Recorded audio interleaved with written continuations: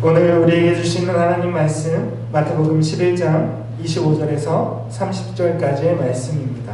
함께 보도록 하겠습니다.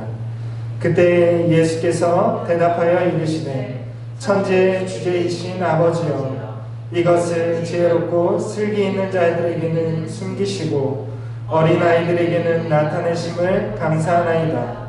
옳소이다. 이렇게 된 것이 아버지의 뜻이니이다. 내 아버지께서 모든 것을 내게 주셨으니 아버지 외에는 아들을 아는 자가 없고 아들과 또 아들의 소원대로 계시를 받는 자 외에는 아버지를 아는 자가 없느니라. 수고하고 무거운 짐진 자들아, 다 내게로 오라. 내가 너희를 쉬게 하리라. 나는 마음이 온유하고 겸손하니 나의 멍에를 메고 내게 배우라. 그리하면 너희 마음이 쉼을 얻으리니 이는 내 멍에는 쉽고 내 짐은 가벼움이니라 하시니라. 아멘. 오늘 말씀은 은닉된 하나님의 나라라는 제목으로 말씀을 나누도록 하겠습니다. 여러분, 하나님과 하나님의 나라는 감추어져 있습니다. 드러나 있는 것이 아니라 감춰져 있습니다. 그렇기 때문에 하나님의 나라는 지식이 많다고 알 수 있는 것도 아니고 나이가 많다거나 경험이 많다고 해서 하나님과 하나님의 나라를 알 수 있는 것이 아닙니다. 그렇다면 우리는 어떻게 이 은닉된 하나님의 나라를 찾아내고 알 수 있을까요? 오늘 예수님의 말씀을 통해서 이렇게 비밀스럽고 은닉된 하나님의 나라를 함께 찾아보도록 하겠습니다. 하나님은 인간을 초월하여서 존재하시는 분입니다. 따라서 아무리 인간이 영리하다고 할지라도 하나님을 통찰해서 알 수가 없습니다. 하나님을 살필 수가 없는 것입니다. 그것이 유한한 인간의 한계입니다. 그래서 하나님에 대한 지식은 계시를 통해서만 알 수가 있다라고 성경은 이야기하고 있습니다. 오늘 본문에서도 예수님은 하나님에 대한 지식은 계시를 통해서 알 수 있다라고 이야기하고 있습니다. 여러분, 계시가 무엇입니까? 계시는 하나님 편에서 자신을 드러내는 것을 계시라고 합니다. 앞서 말씀드린 것처럼 인간이 지혜를 통해서 알아내는 것은 계시가 아닙니다. 인간이 자기의 지식과 자기의 능력과 이성을 통해서 하나님을 아무리 알아내려고 해도 알아낼 수가 없습니다. 오직 하나님께서 자기 자신을 드러내셔서 알려주실 때에 그것을 계시라고 하는데, 그 계시를 통해서만 우리가 하나님을 알 수 있다라고 성경은 이야기하고 있습니다. 그래서 예수님은 하나님을 아는 지식을 계시라고 말씀합니다. 계시는 인간적인 지혜나 슬기로움으로는 깨달을 수가 없는 것입니다. 이성의 한계를 계시가 한참 초월하고 있기 때문에 그렇습니다. 그렇다면 누가 어떻게 하나님에 대한 지식을 깨달을 수 있습니까? 지혜로운 사람도 슬기로운 사람도 영리한 사람도 하나님에 대한 지식을 깨달을 수 없다면 누가 하나님의 지식을 얻을 수가 있다는 말씀입니다. 그것은 오늘 예수님께서 말씀하시는 것처럼 하나님의 계시를 그냥 받아들이는 사람이 하나님에 대한 지식을 깨달을 수 있는 것입니다. 누가 하나님의 나라의 비밀을 알 수 있습니까?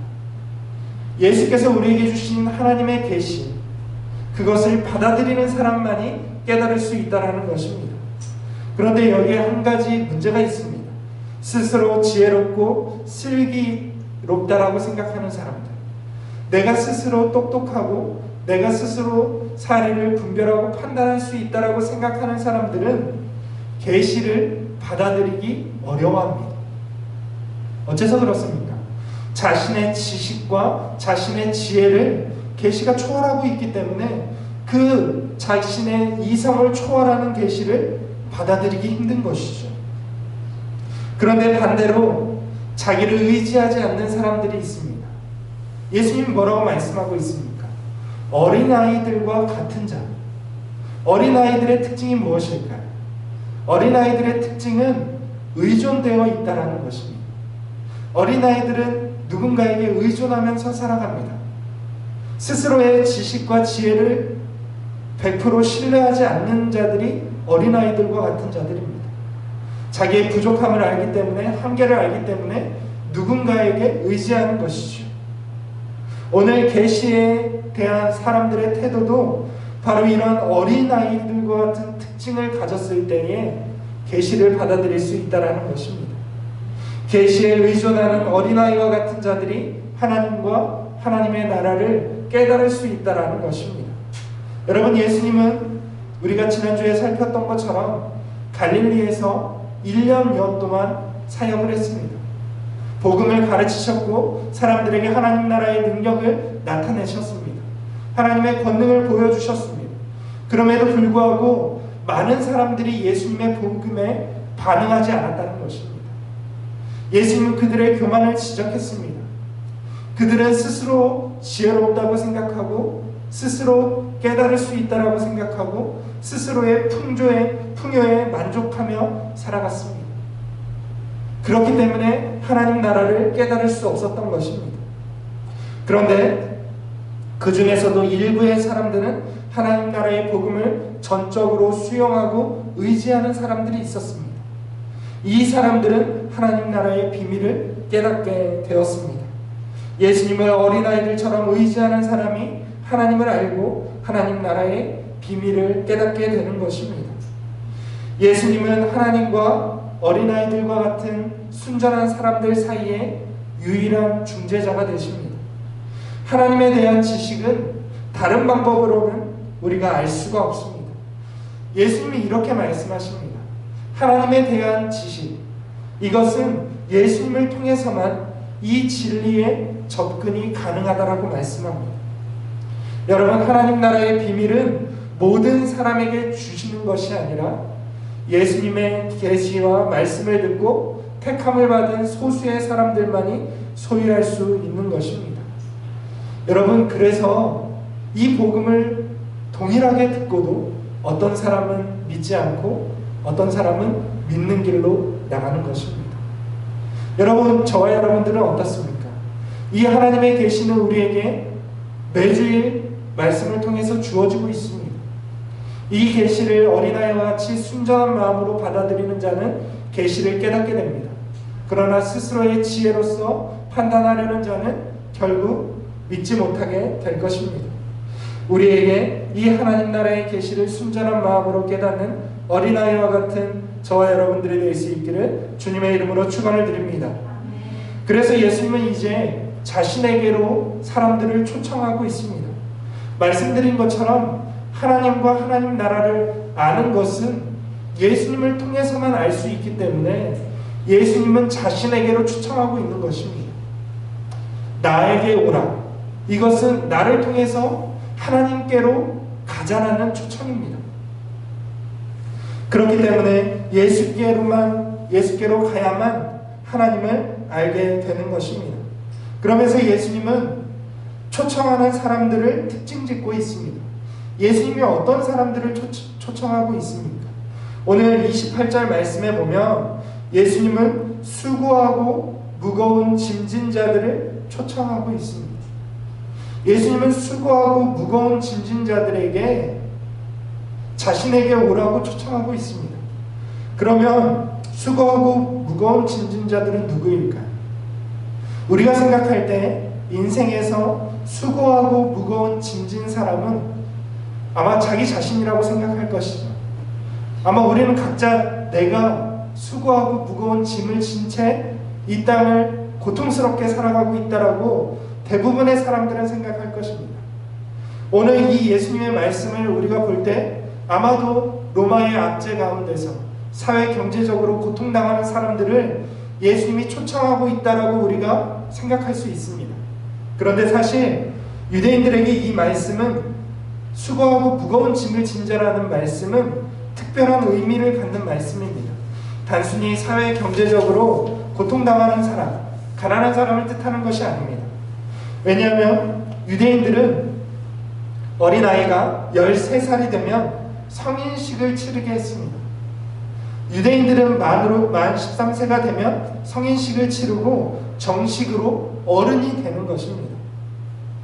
왜냐하면 유대인들은 13살이 되면 율법을 배우고 지킬 수 있는 능력이 있다고 생각했습니다. 그래서 13살이 되면 성인식을 치렀던 것이죠. 이 성인식에는 하이라이트가 있습니다. 모든 예식에는 가장 중심이 되는 예식이 있죠. 이 성인식의 하이라이트는 가장 마지막 부분에 성인식 당사자가 이렇게 고백하는 것이었습니다. 나는 이제부터 하나님의 율법을 내 어깨 위에 짊어지고 세상을 살겠습니다. 이것이 성인식의, 유대인 성인식의 하이라이트입니다.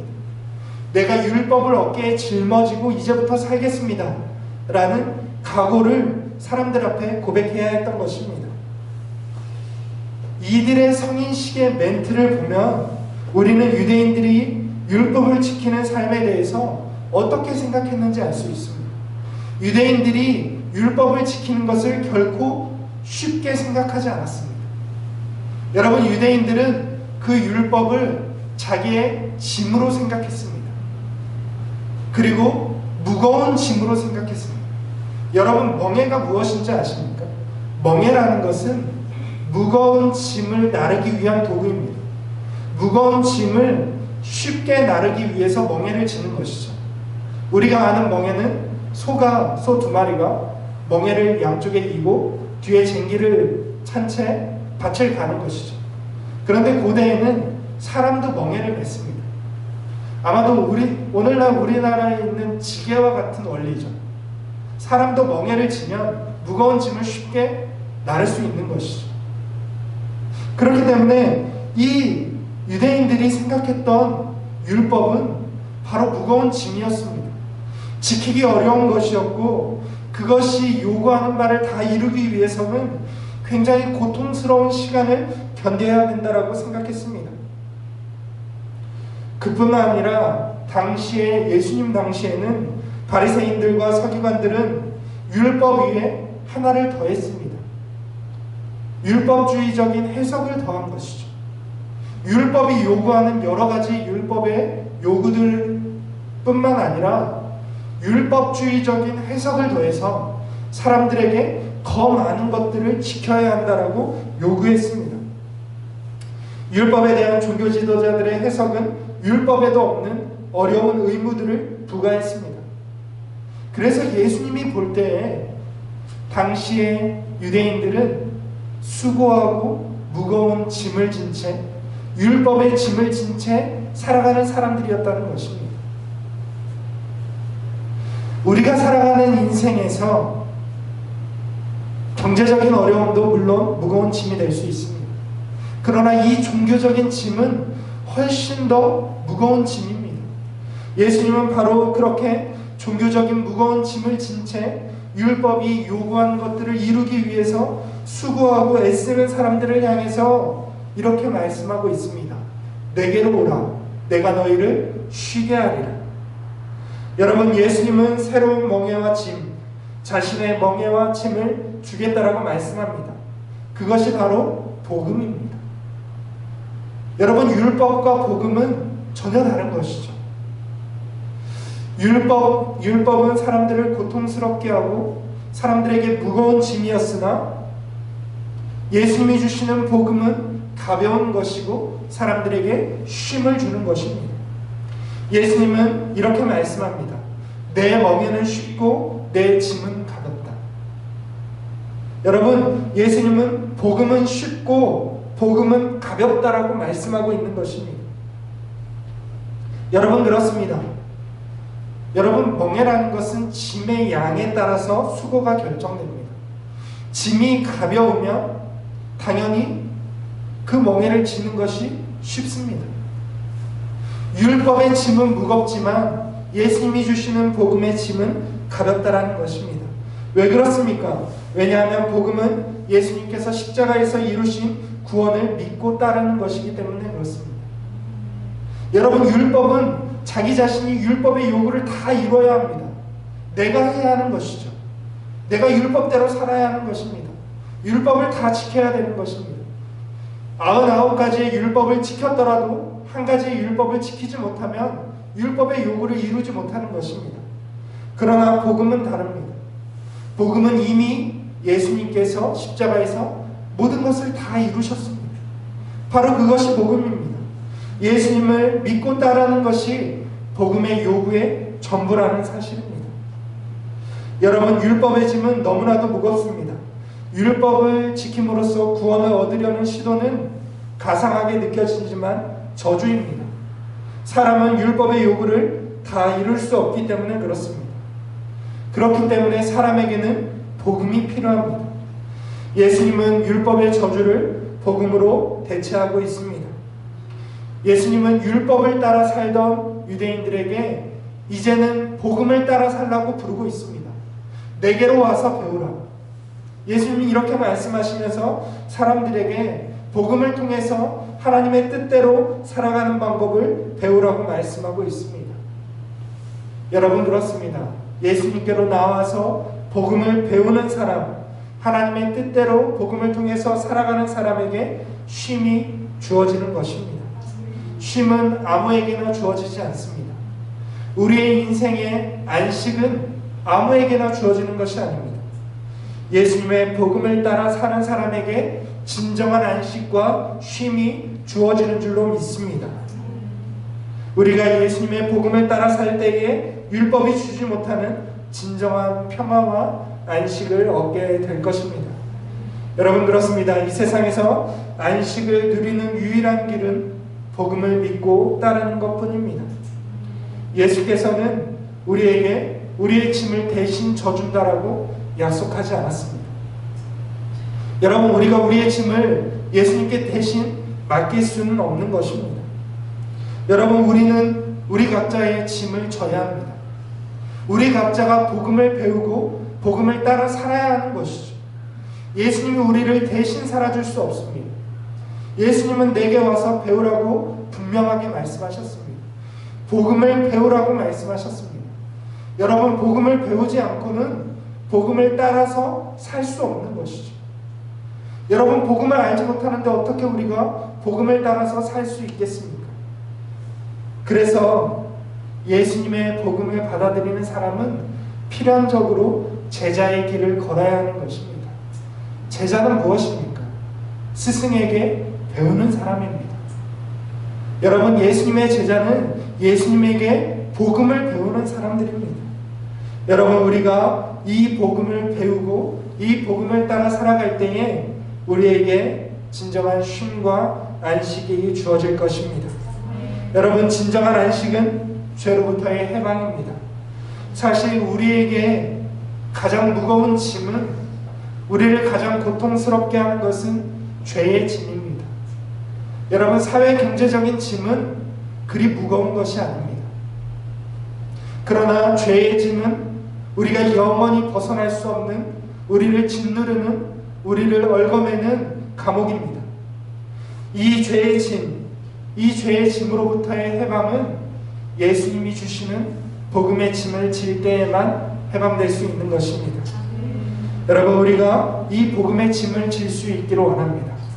예수님의 복음을 배우고 예수님의 복음을 따라 살 수 있기를 원합니다.